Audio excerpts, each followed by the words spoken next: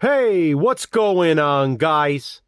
The Horror Man back on the 12 Days of Christmas, 2025.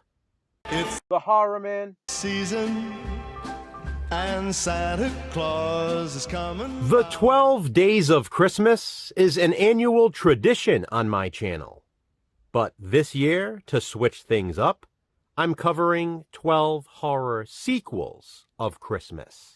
Each movie I discuss will obviously be somehow Christmas related, but it will also be a sequel to a horror movie that has nothing to do with Christmas. For example, a Silent Night, Deadly Night sequel would not qualify for this, since the first film is also a Christmas movie. This is the same idea I utilized in October for the 31 Days of Halloween sequels. Now, bear in mind, I'm using the word sequels as sort of a blanket term. Prequels and remakes also count.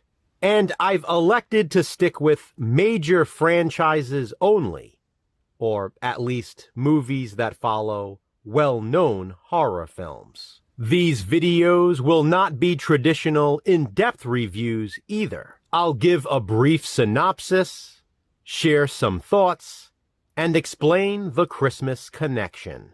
And finally, yes, I know there are other Christmas horror sequels to non-Christmas horror movies I had to leave out. But there are only 12 days, so I had to narrow it down. Today's pick for the 12 horror sequels of Christmas is The Curse of the Cat People. It's the 1944 sequel to the original Cat People, which Jason and I covered for Bravo's Scariest Movie Moments Challenge. While that first movie has nothing to do with Christmas, The Curse of the Cat People does. The entire second half of this sequel is set on Christmas. It's snowy and very festive with all of the decorations, even in black and white. And like many of the other sequels I'm covering during these 12 days of Christmas, I prefer The Curse of the Cat People to the original film. The Christmas atmosphere has a lot to do with it, but I also love the story. Kent Smith and Jane Randolph reprise their roles as Oliver and Alice from the first movie. In this one, the two characters are married and now have a young daughter named Amy. Amy, unfortunately, has no friends at school.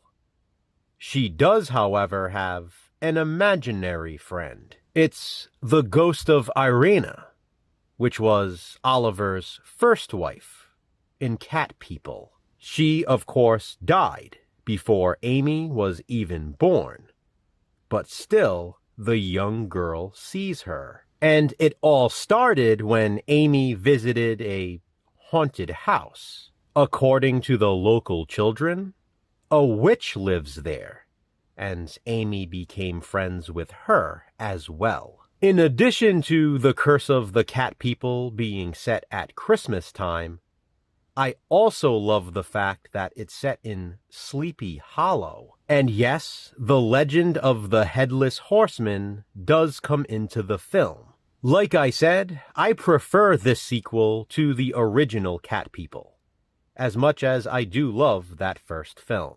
Out of the 12 movies I watched for the 12 days this year, this was the only first-time watch for me.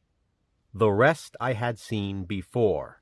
I had been looking forward to watching The Curse of the Cat People for years. In fact, I specifically bought this double feature DVD years ago. The plan had always been to review it during the 12 Days of Christmas. And since it is a Christmas horror sequel to a popular non-Christmas horror movie, this was the perfect year to discuss it. That's why I chose it for the 12 horror sequels of Christmas. Have you seen The Curse of the Cat People?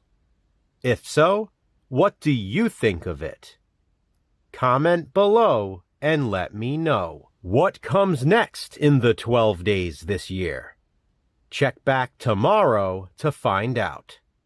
Until then, remember, physical media matters. Thanks for watching, guys. Hit that thumbs up and be kind. Subscribe.